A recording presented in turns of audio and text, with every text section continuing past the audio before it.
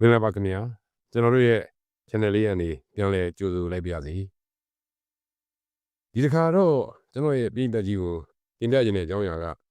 ဂမ်ဘီယာဆန်ဆန်ထူးထူးဆန်းဆန်းအဖြစ်အပျက်တွေဖြစ်ပေါ်ခဲ့တဲ့ရုပ်ရှင်လောကနေပေတစ်ခုအကြောင်းကိုပြောချင်တာဖြစ်ပါတယ်ဒီနေရာမှာမြန်မာနိုင်ငံမှာကြော်ကြားခဲ့တဲ့ရုပ်ရှင်မင်းသားတွေရုပ်ရှင်မင်းသမီးတွေအခြားဇက်ဖို့ဇက်ရံတွေအများစွာရှိပါတယ်အဲ့ဒီထဲမှာရှေ့ရလူရောနောက်ကလူရောလက်ရှိကြုံတွေ့ခဲ့ရတဲ့အခြေအနေတော်တော်များများမှာထူးထူးခြားခြားချစ်မြတ်နိုးခံရတဲ့မင်းသားမင်းသမီးတွေတော်တော်ရှားကြပါတယ်။အဲ့ဒီထဲမှာဦးဝင်းဦးဆိုတာတော့တော်တော်ကိုရှားရှားပါးပါးပုဂ္ဂိုလ်တွေကမှအလွန်လူချစ်လူခင်များတဲ့ပုဂ္ဂိုလ်တစ်ယောက်ဖြစ်ပါတယ်။ဦးဝင်းဦးဟာစစ်သားလည်းဖြစ်ခဲ့ပူပါတယ်။ဦးဝင်းဦးဟာစာရေးဆရာလည်းလုပ်ခဲ့ပူပါတယ်။ဦးဝင်းဦးဟာရုပ်ရှင်မင်းသားစာရေးဆရာစစ်သားစသဖြင့်သူလုတ်သမျှနေပေတိုင်းမှာအောင်မြင်ခဲ့တဲ့ပုဂ္ဂိုလ်ဖြစ်ပါတယ်။ရုပ်ရည်ကလည်းချောမောတာအင်တန်မှချောမောတဲ့ပုဂ္ဂိုလ်ဖြစ်ပါတယ်။သူ့ကိုမြင်လိုက်လို့ရှိရင်ကိုမင်းကလေးရဲ့အသေးထဲမှာရင်ထဲမှာအင်မတန်ဆွဲလန်းနှစ်သက်ခြင်းစရာရုပ်ရည်မျိုးဖြစ်တယ်လို့အတန်ကလည်းပဲအလွန်ဩဇာပါတဲ့အတန်ဖြစ်ပါတယ်။သူ့အတန်လေးကြားလိုက်လို့ရှိရင်ကိုကြားတဲ့လူတိုင်းကချစ်ခင်တွေ့တာသွားကြတာများပါတယ်။ဦးဦးဟာအဲ့ဒါလို့ချစ်ခင်တွေ့တာတဲ့လူတွေများတဲ့ကြားတွေကလူတွေကပါဇက်ဖြတ်မှရေပန်းစားပြီးအလွန်အောင်မြင်နေတဲ့ကြားတွေကမှဘယ်အမျိုးသမီးနဲ့မှရှုပ်ရှုပ်ထွေးထွေးသတင်းတွေမကြားခဲ့ရတဲ့ပုဂ္ဂိုလ်ဖြစ်ပါတယ်။အဲ့ဒီပြင်ကိုတရားဝင်သူနဲ့လက်ထပ်ထားတဲ့မျိုးသမီးမရှိခဲ့ပါဘူး။သို့တော့ထူးခြားတာမှာတော့အခုဦးဝင်းဦးကိုအနီးကပ်ပြုစုခဲ့တဲ့ဒေါ်အိုင်ရင်တင်လာလို့ခေါ်တဲ့ပုဂ္ဂိုလ်နဲ့တော့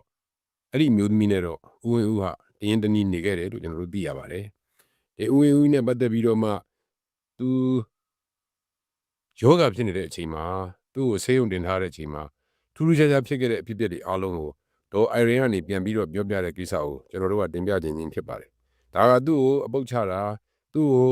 ဒုက္ခပေးတာသူ့ဘဝမှာမကောင်းမြင်တဲ့အမြင်နဲ့မြင်တာမဟုတ်ပါဘူး။တကယ်အဖြစ်မှန်ကိုတည်သွားအောင်လို့ပြောတာဖြစ်ပါတယ်။လူတွေကဘလောက်ပဲတော်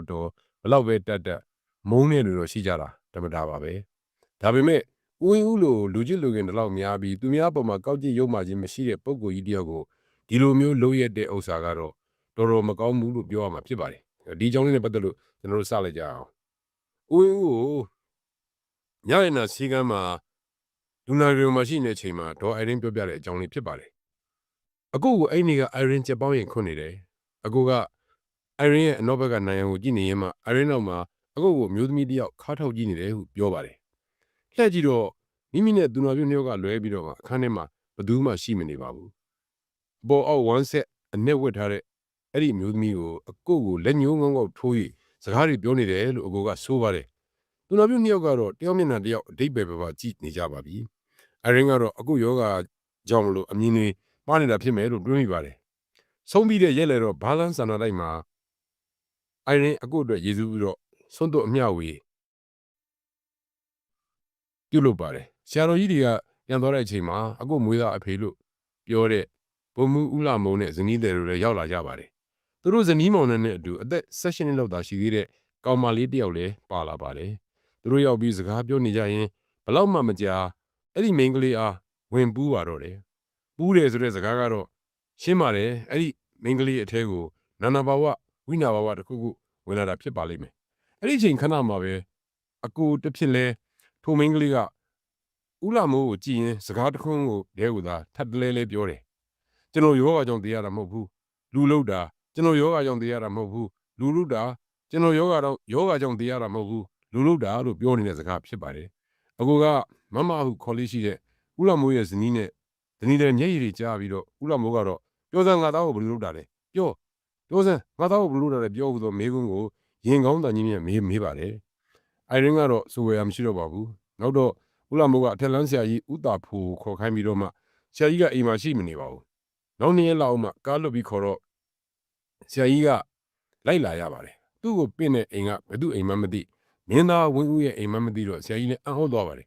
ရောက်တော့မှအံ့ဩသွားတာဖြစ်ပါတယ်နောက်တော့အိုင်ရင်စီကနေဆန်တောင်းပါတယ်အိုင်ရင်ကလည်းခွက်ကလေးနဲ့ပေးတော့ဆရာကြီးကနဲတယ်လို့ဆိုပြီးဇလုံးနဲ့ပေးဖို့ပြောပါတယ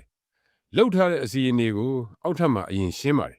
ဆရာကြီးကဆံမြောက်ပစ်လိုက်တဲ့အခါမှာဇပွဲအောက်ကရစ်လုံးသားကိုဆန်တွေကပြည့်စိတ်လူပြေးသလိုပြေးသွားပါတယ်ဒါလည်းထူးခြားတဲ့ကိစ္စတစ်ခုပါပဲ လူသမားတွေကိုခေါ်ပြီးရှင်းခိုင်းတဲ့အခါမှာအင်းချက်လို့ယူဆရတဲ့စာရွက်တွေထွက်လာပါတယ်နောက်တစ်ခါဆရာကြီးကအပေါ်တက်ပြီးဆန်တွေကိုကျဲပြန်ပါတယ်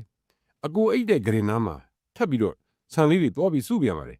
တွားကြည့်တော့ဂရင်ကိုရိုက်ထားတဲ့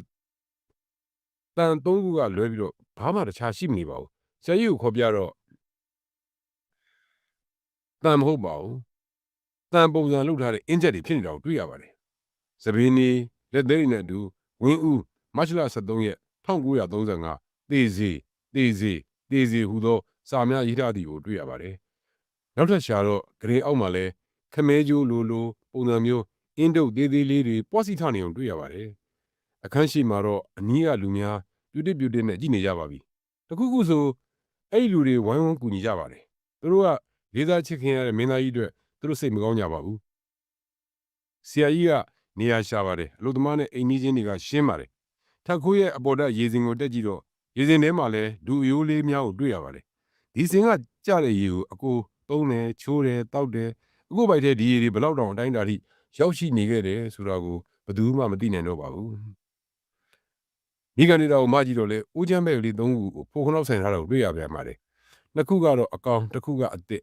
ညရဲ့နာမှာရှိနေစဉ်မှာအတွင်းမှာပြုလို့သူကအစ်စ်တစ်ခုကိုထပ်ထားပုံရပါတယ်ဆရာကြီးကတော့သိဝင်တပိတ်ကွဲဟုပြောပါတယ်အဲ့ဒီဦးချမ်းပဲ3ခုပေါ်မှာအပေါ်ကစာသားအတိုင်းရေးထားတာကိုတွေ့ရပါတယ်ဆရာကြီးကတော့လက်ကုံကိုလှုပ်ထားတာပါလားဟေးဟုရေရွတ်ပါသည်နောက်ဆုံးတော့အခုပုံကြီးကတ်ထားတဲ့နိုင်ရန်နောက်မှာအထက်စင်စားပတ်ထားတဲ့လက်ဖြံရိုးတစ်ချောင်းထွက်လာပါတယ်ဆရာကြီးကတော့အစိမ့်သေးမင်းကလေးတယောက်ရဲ့အယိုးဟုပြောပါတယ်ဒီအယိုးပိုင်ရှင်ကြောင့်လူကိုပြစ်လိုက်ရတာဟုဆိုပါတယ်အဲ့ဒီခါမှာညရင်တော့စီကမ်းမှာအကိုမြင်တဲ့အမျိုးသမီးနဲ့အိုင်ရင်ဆက်ပြီးတော့အဲ့ကြမှာတွေးမိတာဖြစ်ပါတယ်ဆရာကြီးကိုပြောပြတော့သမီးရဲ့အဲ့ဒီတွေကသာငါ့ကိုခေါ်လိုက်ပါတော့လားအဖိုးတန်လာတဲ့လူတယောက်ဆုံးရှုံးရပြီပေါ့ဟုမချစ်တင်ခဲ့နဲ့ဂိူနာရောသောစကားဆိုချပါတယ်ရှေးမှာပြုစုနေတော့မှမျက်ရည်မကျတဲ့သူမနာရေးအချိန်မှာဖះเจ้าကြီးနဲ့ကြံတော့မှစိတ်ရောကိုယ်ပါချွတ်ချုံကြညီမှာတော့မှမငုံလန်နဲ့သူမဆရာကြီးစီကအဲ့ဒီစကားကိုကြားတဲ့အချိန်မှာပဲအယုတ်ကျိုးပြတ်ထိုင်ပြီးတော့ချူပေါအောင်ငိုပါတော့တယ်ဒါဒေါ်အိုင်ရင်တေလာကိုမြင်ရတဲ့အမြင်ကိုတင်ပြခြင်းဖြစ်ပါတယ်လှုပ်တဲ့တရားခံကိုတော့သူမသိကျင်တော့ပါဘူးအကူသိရင်လည်းသူ့မူအတိုင်းနေပါစေအိုင်ရင်ရဲ့ဟုပြောမှသိကြပါတယ်တမလွန်မှာအကူအေးချမ်းစေချင်တာပဲရှိပါတော့တယ်အတိုက်ခိုက်လေးချားနေဝှက်ကြွေးတွေရှိနေကြည်ပါစီတော့အကိုရေဟုသာဒေါ်အိုင်ရင်စိတ်တွင်းမှရေရွလိုက်ပါတော့တယ်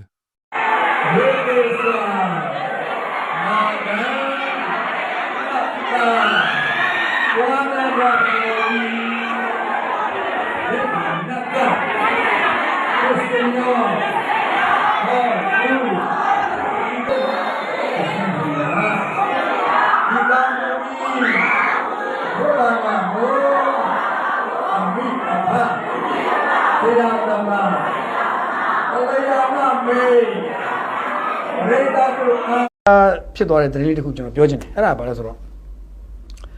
လှိုင်သာယာအထက6မှာနော်လှိုင်သာယာအထက6မှာဖြစ်သွားတဲ့ဟာလေးအဲ့ဒါလည်းဒီနေ့နည်းနည်းလေးတော့ရိုးလို့ဖြစ်သွားတယ်ဟုတ်လားမှန်လားဆိုတော့ပြောရခက်တယ်ဗျလှိုင်သာယာရေဥကန်ကြီးရွာအထက6စာတင်ကျောင်းမှာအဲ့ကျောင်းဆောင်လေးတဲ့ကျောင်းဆောင်အဲ့ကျောင်းမှာပေါ့နော်ဒီနေ့ဩဂုတ်လ2ရက်နေ့ဒီနေ့မနေ့ပိုင်း9နာရီလောက်မှာကလေးတွေကျောင်းတက်နေရင်းနဲ့ရုတ်တရက်ဆိုလို့ကျောင်းဆရာတအူးကျောင်းသား4ဦးနဲ့ကျောင်းသူ9ဦးရုတ်တရက်လူ10ဦးပေါ့နော်10ဦးစီကိုတရေဝင်ပူတယ်ဆိုပြီးတော့အော်တောင်းနေဖြစ်သွားတယ်ကျောင်းမှာရိုးဖြစ်နေအဲ့ဗီဒီယိုဖိုင်တော့ကိုတက်လာပြီဗီဒီယိုဖိုင်တော့ကိုဟို Facebook တွေမှာစတက်နေပြီ Facebook တွေ TikTok တွေတက်ဒီနေ့မနေ့9နာရီလောက်ဖြစ်တာဆိုပြီးတော့ TikTok တွေမှာတက်နေဆိုတော့တရေပူတယ်ဆိုပြီးတော့အဲ့မှာဟိုအကုန်လုံးမြေလူးဆိုလို့လူအားတခါတည်းရက်တောင်းလေးခတ်ပြီးစသဖြင့်ပေါ့ဗျာဟို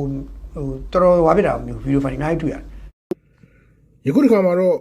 ကျေးဇူးတော်ရှင်မဟာဗောဓိမြိုင်ဆရာတော်ဘုရားကြီးရဲ့ညာနာတဒနာကထာတွေကတရားတော်ကိုတင်ဆက်ပေးကြပါမယ်မဟုတ်မဟတ်မဟုတ်လျင်ဟတ်လိမ့်မည်မဟုတ်ဟုတ်မှသာဟတ်တတ်ချီလူ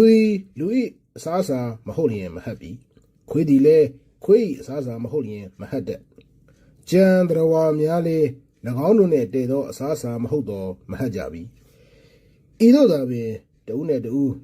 သဘောချင်းမတိုက်ဆိုင်တော့လေတဘာဝချင်းမတူညီရင်တော့၎င်းမိမိဤမိဖက်လည်းမဟုတ်စီးစိမ်ဘက်မဟုတ်ရင်တော့၎င်းပေါင်းတဲ့မှုမပြုခြင်းမီထို့သောပေါင်းတဲ့ဘက်မဟုတ်တော့မဟတ်သောကိုအကျင့်နှုတ်ဖွင့်များကိုသာတွင်ပြုလုပ်ချေ မအပ်ဆက်သောစကားကြီးသာရွေးချယ်ပြောတတ်ကြ၏အပ်ဆက်ရာဘာဝတွေ့တော်မှမအပ်သောအကြည့်အမြင်ဖြင့်သာဆက်ဆံတတ်၏အကယ်တိတိတစ်ဖက်မှတစ်ဖက်သက်အခွင့်အရေးပြီးတော်လဲလက်မခံပြီးတခါကငါတို့သည်ဇင်းကြိုက်တောင်တန်းရှိကြောက်ခမောက်လှိုင်ကူတွင်နေပြီတနေ့ငါ၏ဂူတွင်းရှိဖားငယ်လေးသည်ပြင်ပသို့အစာရှာထွက်ရရှာ၏ထို့အတူဂူတွင်း၌ပင်ကင်းလိတ်ချောတကောင်လေးရှိကြသေး၏၎င်းလည်းအစာရှာထွက်၏ထို့သို့အစာရှာထွက်စဉ်အစာရှာထွက်ခွာလာသောမွေနှင့်ပတ်ပင်တိုးမိကြရာထိုနှကောင်စလုံးပင်ဥရဖာယာဂူတွင်ပြေးဝင်လာကြကုန်၏ဖားကရန်သူတွေ့၍ကင်းလိတ်ချောကဖားပြီးသဖြင့်လန့်၍ပြေး၏ဂူတွင်ရောက်စဉ်ဖားကလုံုံရာပေါအောင်ရရှာ၏ကင်းလိတ်ချောကဒီအကောင်ဘာကြောင့်များဒီလောက်တည်ပြီးရှင်ပြီးပြေးပါလိမ့်ဟူသောအတွေးနှင့်လေလာပုံမျိုးလာယာလန်းကိုစောင်းငယ်လျက်ပြန်ကြည့်နေကြ၏မွေဒီကထမင်းတို့ပြောက်သူ၏ရှားပုံတော်ဖွင့်ခြင်းမျိုးနှင့်ထရန်ကြားကနေတက်၍ဟိုမှဒီမှစောင်းငယ်ကြည့်ပြီးသူလိုချင်သောအရာကိုရှာဖွေနေကြ၏ကင်းလိတ်ချောသည်ကမွေကိုမြင်၍မွေမှန်းတည်သွားသောအခါစိတ်ချသောအမူအရာနှင့်အေးသေးတည်ကြည်စွာသူ့အလုပ်သူလုပ်၍ပင်နေကြတော့သည်မွေသည်လည်းကင်းလိတ်ချောကိုအတိုင်းသားပင်မြင်တွေ့နေရတော့လေသူ့အစာမဟုတ်၍မဟတ်ပြီသူ့အစာဖြစ်သောဖားကိုသာ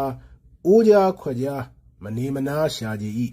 ဖားသည်ကမွေ၏အစာဟုတ်နေသဖြင့်ဟတ်မီကိုကြောက်ရွံ့ရှာ၏ပုံ၍မလုံလောက်သောအခါထွက်ပြေးရရှာကြသည်သူတော်ကောင်းတို့ဒုက္ခပေါင်းစုံငါတို့ဘုံမှာလဲမဟုတ်ရင်မဟတ်ကြပြီဟုတ်ရင်ကဟတ်မီတပြင်းပြင်းဤဇရိုက်လိုက်လျက်တဏသမားကတဏအစာရှာဖွေနေ၏တရားသမားကတရားအစာရှာဖွေနေ၏တဏသမားဤအစာကအာယုံ၅ပါးကာမဂုဏ်တရားတရားသမားဤအစာကဓမ္မယုံတစ်ပါးဓမ္မဂုဏ်တရားတဏသမားသည်တရားကိုမဟတ်အခြားကိုသာဟတ်ရော့မည်အဘိရောင်ဆိုသောတရားသည်၎င်း၏အစာမဟုတ်သဖြင့်မဟတ်ခြင်းပေသည်အိုးသူတော်ကောင်းတို့တဏှာသမားလောတရားသမားလောရှာဖွေရေးသမားလောအရှာဖွေခံသမားလောအကယ်တိတိအရှာခံသမားများဖြစ်ကြသောတေးခြင်းလျင်ငုံခံမသေးခြင်းလျင်ပြေးဖို့ရန်သာပြင်ပါလိကျေးဇူးတော်ရှင်မဟာဗောဓိမြိုင်ဆရာတော်ဘုရားကြီးအားလက်ဆောင်မူ၍ရှိခိုးပါ၏ဖေဟာယခုတစ်ခါမှာတော့အထွေထွေဘုဒ္ဓရာတစ်ခုအနေနဲ့လွန်ခဲ့တဲ့38နှစ်လောက်ကထူးခြားဖြစ်စဉ်တစ်ခုအကြောင်းကိုတင်ဆက်ပေးကြပါမယ်။မာလီတိုင်းဒေသကြီးမိတ်လာမြို့အနီးမှာတောင်မလူတောရရိပ်သာမှာသတင်းသုံးနေထိုင်ခဲ့တဲ့တောင်မလူဆရာတော်ဘုရားကြီးဟာတစ်ချိန်ကယဟန္တာလူတမှုချင်းခံခဲ့ရတဲ့ဆရာတော်ကြီးတစ်ပါးဖြစ်ပါလေ။ယန္နာသုံးပါးကိုယုံကြည်ကိုးကွယ်တော်သူတယောက်အကြောင်းပါဝင်စောက်ပေါင်းများစွာကိုရေးသားခဲ့တဲ့စာရေးဆရာဒါရိုက်တာဦးဆန်းလွင်ဟာတောင်မလူဆရာတော်ဘုရားကြီးကိုအကြောင်းပြုပြီးဗုဒ္ဓဘာသာကိုကူးပြောင်းကအရှင်အာရိစ္ဆရန်ဒီဘွဲ့အညီနဲ့ယဟန်ဝပြီးမြမပြည်နဲ့တရားလဲဟောခဲ့ပါတယ်။ပြမနာမဟာမြိုင်ဆရာတော်ဦးဇောတိကသည်လည်းဆရာတော်ကြီးကိုအကြောင်းပြုပြီးဘာသာကူးပြောင်းကယဟန်ဝပြီးစောက်ပေါင်းများစွာရေးသားကမ္ဘာနိုင်ငံအသီးသီးကိုလှည့်လည်တရားဟောခဲ့ပါတယ်။1980ခုနှစ်ဝန်းကျင်ကျော်လောက်ကအမေရိကန်ကိုပြန်တဲ့လေယာဉ်တစ်စီးဟာကောင်းကင်ကပြက်ကြလူဆဲဆဲဖြစ်ခဲ့ပါတယ်။အဲဒီချိန်မှာပဲလေယာဉ်မှုနှစ်ဦးဟာလေယာဉ်ဥကောင်းရှိတဲ့မှာသင်္ကန်းဝတ်နဲ့ယဟန်တော်တစ်ပါးကိုမြင်လိုက်ရတဲ့အချိန်မှာတော့လေယာဉ်များဟာရုတ်တရက်ပြန်လည်ကောင်းမွန်သွားပြီးအမေရိကကိုချောမောစွာပြန်လည်ရောက်ရှိခဲ့ပါတယ်။အဲဒီသတင်းကိုအမေရိကန်သတင်းစာမှာဟိုးလေးတကြောဖြစ်ခဲ့ရပြီးမြန်မာယဟန်တော်တစ်ပါးကလေယာဉ်ကိုကယ်တင်ငယ်ကြောင်းအကျယ်တဝင့်ရေးသားဂုဏ်ပြုခဲ့ကြပါတယ်။အဲဒီဖြစ်ပျက်ကိုအဲ့လေမှာပါလာတဲ့ပုဂ္ဂိုလ်ဟာအံ့ဩပြီးအမေရိကန်ကိုအဲ့ဒီနေ့ကထွက်ခဲ့တဲ့လေယာဉ်ခီးစဉ်ကိုလှမ်းစုံစမ်းကြည့်တော့အဲ့ဒီနေ့ကခီးစဉ်ထဲမှာမြန်မာနိုင်ငံသား2ဦးပါဝင်ပြီးတဦးကဒေါခင်ဝင်းဖြစ်ခါတခြားတဦးကတောင်ပုလူဆရာတော်ကြီးဖြစ်နေကြောင်းသိရှိရပါတယ်။ဒေါခင်ဝင်းဟာတောင်ပုလူဆရာတော်ဘုရားကြီးဘုံကိုလေမှုတွေကိုပြတဲ့အခါလေဥကောင်းဝင်းမှာရက်ပြီးလေထဲမှာသင်္ကန်းတလူလူလွတ်နေတာဟာအဲ့ဒီဆရာတော်ပါတဲ့။အဲ့ဒီလေမှုတွေရဲ့ကျေးဇူးကြောင့်အမေရိကမှာတောင်ပုလူတရားစခန်းတစ်ခုဖွင့်လှစ်ခဲ့ပြီးအခုချိန်မှာအထိသာသနာတော်ပြုနေကြောင်းသိရှိရပါတယ်ခင်ဗျာ။ယခုတစ်ခေါက်တင်ဆက်ပေးခြင်းနဲ့ပြည်တွင်းသတင်းလေးကတော့ YBS ကားပေါ်မှာကပိုင်းနယ်ကြီးပါလာတာကိုသတိပေးပြောဆိုမိလို့ကပိုင်းနယ်အုပ်စုကအဆိုပါသတိပေးပြောပြတဲ့ခီးတွေကိုဓာတ်နဲ့ပြန်ရန်ပြုတ်ဖြင့်ခီးတွေတို့ထိခိုက်ဒဏ်ရာရရှိတဲ့ဖြစ်စဉ်တစ်ခုဖြစ်ပွားခဲ့တယ်လို့သိရှိရပါတယ်။အဆိုပါဖြစ်စဉ်ဟာမကြာသေးမီရက်ပိုင်းတွင်က YBS 42ရေပေါ်မှာဖြစ်ပွားခဲ့ခြင်းဖြစ်တယ်လို့ဒဏ်ရာရရှိသူခီးတွေရဲ့ပြောပြမှုအရသိရှိရပါတယ်။ YBS 42ပေါ်မှာအမြင်မတော်လို့ကပိုင်းနယ်ပါတယ်လို့အော်ပေးမိတာလွယ်အစိမ့်နဲ့သူရဲ့အုတ်ထုတ်အနေနဲ့သူရဲ့ကကျွန်တော်အော်ပြီးတဲ့အချိန်သူတို့ကအပေါဝါနာရောက်လာပြီးကျွန်တော်ကိုလှုပ်ဖို့လာတော့ခဏနေတော့ကပိုင်းနယ်တွေကကားဝါဆင်းသွားတယ်သူတို့ဆင်းပြီးတဲ့အချိန်မှာကားဆရာကလည်းတကားကိုပြန်မပေးဖိတ်ရက်ထားတယ်အဲ့ဒီအချိန်မှာသူတို့ကကားပေါ်ပြန်တက်လာပြီးမင်းကဘာကောင်လဲဆိုပြီးကျွန်တော်ကလည်းလက်နဲ့မပါတာရဲ့လူမများတဲ့ကြောင့်ကျွန်တော်ခံလိုက်ရတယ်ဒီကလူတွေကလည်းရက်ကြည့်နေကြတယ်တကယ်လုံးဝမကူကြဘူးဗျာကျွန်တော်တို့သူတို့ကပါလိုက်ရိုက်တယ်ဓာတ်နဲ့လှုပ်သွားတယ်ကံကောင်းလို့လက်ကသွေးကြောမပေါက်တယ်ကားပေါ်ကအကိုတယောက်နှစ်ယောက်ကဝင်ကူလို့တာပေါ့နှုတ်လို့ဆိုတင်နေတော့ပြီးနောက်အမြင်မတော်တော့လဲကျွန်တော်မကူတော့ဘူးတကယ်စိတ်ပြတ်ဖို့ကောင်းတယ်မြန်မာလူမျိုးတွေကတကယ်ကိုဖြစ်မှကိုသိရတဲ့သူတွေပါနောက်ပြီးကပိုင်းနိုင်အဖွဲ့ကကျွန်တော်ကိုကားပေါ်ကနေအောက်ကိုဆွဲချသေးတယ်ကံကောင်းလို့မသေးတာပါလို့ရန်ရရှိသူခီးသွားပြည်သူကသူကြုံတွေ့ခဲ့ရတဲ့ကပိုင်းနိုင်တွေကို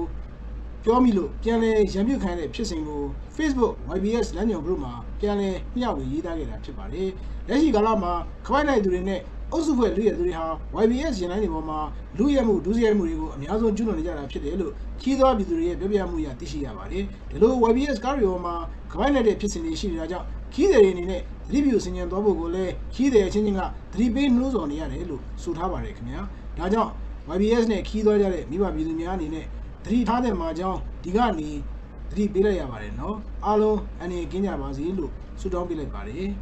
ဖြစ်တာများပါတယ်ကျန်တဲ့ချိန်တွေမှာကားတွေကခရီးတွေနေပါကြတယ်နေပါကြတဲ့အတွက်သိပြီးတော့ခွင်လည်းမသားကြဘူးပေါ့မနေ့ရုံးချိန်တွေညနေရုံးချိန်တွေမှာဆိုရင်တော့ခရီးတွေကများသောအားဖြင့်ပြည့်နေတာများတယ်အဲ့ဒီလိုချိန်မျိုးတွေမှာဆိုရင်တော့သူတို့ပို့ပြီးတော့မှလုံးတက်ကြတယ်ပေါ့နော်အဲ့တော့တလားလုံးအဓိကတလားလုံးအတိုင်းအတာအနေနဲ့အများနဲ့သတိမပြတ်ထားဖို့တော့လိုအပ်ပါတယ်နေရက်ကမှမဟုတ်ပါဘူးလူတစ်ခေါက်မှာတင်ဆက်မဲ့ဘုဒ္ဓအကြောင်းအရာလေးကတော့ကဘာပေါ်ကအကျော်ကြားဆုံးရေပေါ်မြို့လေးအကြောင်းပဲဖြစ်ပါတယ်ရေပေါ်မြို့လေးအချစ်မြို့တော်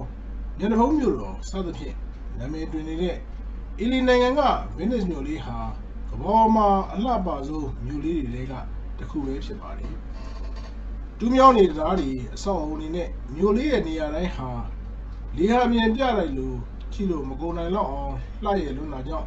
ကမ္ဘာအကျော်ကြားဆုံးရေပေါ်မြို့လေးဖြစ်နာမည်တွင်ပါတယ်ဒီကနေ့ခေတ်မှာတော့အီလီနိုင်ငံကရေပေါ်ဗင်းနစ်မြို့လေးနဲ့ပတ်သက်ပြီး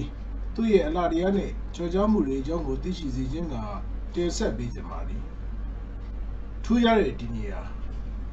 ဥရောပတိုက်ရဲ့တောင်ဘက်ချမ်းမှာရှိတဲ့အီလီနိုင်ငံရဲ့အရှေ့မြောက်ဘက်မှာဗင်းနစ်လို့ခေါ်တဲ့ရေပေါ်မြို့လေးတစ်ခုရှိပါတယ်ရေပေါ်မြို့ဆိုပေမဲ့ဗင်းနစ်ဟာကမ်းခြေမြို့တော့မဟုတ်ပါဘူးဒါအပြင်ပင်လယ်နဲ့နီးပေမဲ့ပင်လယ်ထဲမှာရှိနေတာလည်းမဟုတ်ပြန်ပါဘူးတကယ်တော့ဗင်းနစ်ဟာပင်လယ်ထုံးအိုင်လို့ခေါ်ရမယ်ပင်လယ်နဲ့ဆက်ဆက်နေတဲ့ရေပြာအကြီးထဲမှာရှိနေတာပါဆိုလိုတာကတော့သဘာဝတိုင်းဖြစ်ပေါ်နေတဲ့ကျွန်းတန်းတွေကပင်လယ်ကိုခွဲခြားပေးထားလို့အိုင်လိုဖြစ်ပေါ်နေတဲ့ရေပြင်ထဲမှာတည်ရှိနေတာဖြစ်ပါတယ်ဒါကြောင့်လဲမြို့တွေကတူးမြောင်းနေတဲ့စီးဆင်းနေတဲ့ရေတွေဟာကြည်လင်လှတဲ့စိမ်းပြာရောင်ပင်လယ်ရေလေးတွေဖြစ်နေပါတယ်ဒီလိုထူးဆန်းတဲ့ဒီနေရာလှပတဲ့ကံရည်စိမ့်စိမ့်ကြီးကြောင့်လဲဒီမြို့လှကိုအီလီရဲ့ကျက်တီဆောင်လို့တောင်လူများကသတ်မှတ်ထားကြပါတယ်မြို့ကလေးရဲ့လှူရှားပုံရေပေါ်မြို့ဆိုတဲ့အတိုင်းမြို့လေးဟာလူလုံကျွန်းမောင်း118ကျွန်းပေါ်မှာတည်ထားတာဖြစ်ပြီးကျွန်းတွေကိုတော့တရားပေါင်း400ကျော်နဲ့အပြန်အလှန်ဆက်သွယ်ပေးထားပါတယ်ရေပေါ်မြို့ဆိုတဲ့အတိုင်းပဲကားလိုက်ထားတဲ့နေလုံးဝမရှိပါဘူးတနေရာနဲ့တနေရာသွားကြရင်တော့လမ်းလျှောက်မှာဖြစ်ပြီးလမ်းမလျှောက်ချင်တော့ရေလမ်းကနေသွားမှာပဲဖြစ်ပါတယ်ကျွန်းနေကြတဲ့မှာရှိတဲ့တူရော်တွေကနေသေးသေးဆက်လေးတွေတင်းမောတွေနဲ့လူလေးတွေမှာပြီးနေကြရပါတယ်တက်ဆီဘတ်စကားတွေရေပေါ်ရင်တွေကအစရေပေါ်ရှက်ပြေးရင်တွေပဲဖြစ်ပါတယ်ဗင်းနစ်မြို့ကိုသွားကြရင်ကုန်းပေါ်မှာရှိတဲ့မြို့ဘက်နဲ့ကျွန်းကိုဆက်သွယ်ထားတဲ့ရထားလမ်းရှိတော့ရထားနဲ့သွားလို့ရပါတယ်ကုန်းပေါ်မှာရှိတဲ့မြို့ဘက်အချမ်းကိုတော့မာကိုပိုလိုလို့ခေါ်တဲ့လေဆိပ်ကလေးရှိပါတယ် ဒီမျိုးလေးရဲ့သမိုင်းကတော့အကျယ်ဝန်းစုစုပေါင်း160 စတူဒီယိုမိုင်သာရှိတဲ့ Venice မြို့ဟာအခုချိန်မှာအရန်ကိုကြပြာဆန်တဲ့မြို့ကဘာလက်ကြီးတွေအများပြားလာရတဲ့မြို့လူကုန်တန်းတွေလာရောက်အပန်းဖြေတဲ့မြို့ဖြစ်ပြီးမြဲမြို့စတည်ခြင်းလုံးကတော့ရည်ရွယ်ချက်ကတစ်မျိုးဖြစ်ပါတယ်ဆိုလိုတာကတော့လွန်ခဲ့တဲ့နှစ်ပေါင်း1500ကျော်မှာရောမအေမာယာတို့အရေးနေတာချင်းအီလီလူမျိုးစုဟာရန်သူလက်ကနေပိုးကွယ်တဲ့အနေနဲ့လူသူရောက်ပေါ်နေတဲ့ဒီ Venice မြို့ဖြစ်ပေါ်လာမဲ့ကျွန်းပေါ်ကိုရောက်ရွှေ့လာကြပါလေရေထဲမှာရှိတော့ရန်သူတွေလာတိုက်ခိုက်လို့လဲမလွယ်နိုင်မှုဆိုပြီးအခြေချနိုင်ခဲ့ကြတာလို့သိရပါတယ်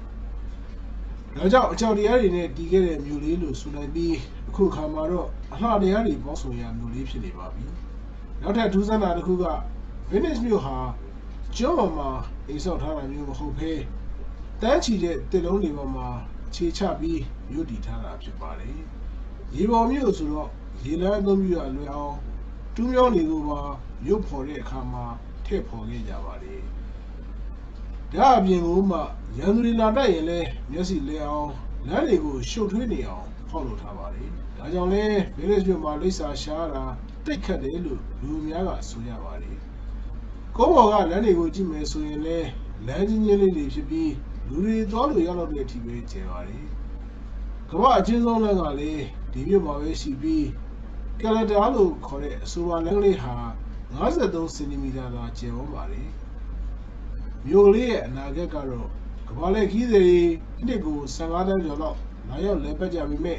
မြို့နေလူဦးရေကတော့နှစ်ပေါင်း90အတွင်းမှာ3,200,000ကနေ6,000အထိရောက်ကြလာပါလေ။ဒါကြောင့်လဲ2030ခုနှစ်လောက်ကြာရင်တော့ဒေသခံတွေမရှိသလောက်နေသွားပြီးခီးတွေနဲ့ခီးသောလုပ်ငန်းတွေပဲရှိနိုင်တော့တဲ့ကစီမျိုးလေးတစ်ခုဖြစ်လာလိမ့်မယ်လို့တချို့ကခန့်မှန်းထားကြပါလေ။ဒေသခံတွေဗီနစ်မြို့ကိုစွန့်ခွာတဲ့အကြောင်းရင်းကတော့ရှေးဟောင်းဆောက်အောင်တွေထိန်းသိမ်းရမှာအကုန်ကြများခြင်းကမ္ဘာလက်ခီးတွေအလွန်များခြင်းမြို့ရည်ရှိုင်ခြင်းတို့အချက်များပါဝင်နေပါလေ။ Venice ကတစ်နှစ်ကို4ချိန်လောက်ပင်လယ်ရေမြင့်တက်လေရှိပြီးအဲ့ဒီချိန်ကျရင်တစ်မျိုးလုံးဒီပါရေရှမ်းတတ်ပါလေဒါအပြင် Venice မြို့လေးဟာတစ်နှစ်ကို2မီလီမီတာရေအောက်ထဲကိုနှိမ့်ဝင်နေပါလေဒါကြောင့်ကာဝယ်ထိန်းသိမ်းမှုတွေကမလုပ်ဘူးဆိုရင်နောက်နှစ်ပေါင်းများစွာကြာတဲ့အခါ Venice မြို့လေးဟာရေအောက်ကိုရောက်သွားနိုင်တဲ့အလားအလာမျိုးတွေကိုပိုင်ဆိုင်ထားပါလေဒီတော့လည်းအခုခါမှာ